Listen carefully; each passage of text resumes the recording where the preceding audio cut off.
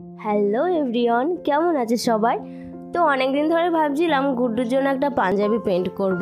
তা সত্যি কথা বলতে ওকে নিয়ে হয়েই উঠছিল না। তো এই দুদিনে ভাবলাম পাঞ্জাবিটা করেই ফেলি, তো কমপ্লিট করেই ফেলেছি আমি মোটামুটি।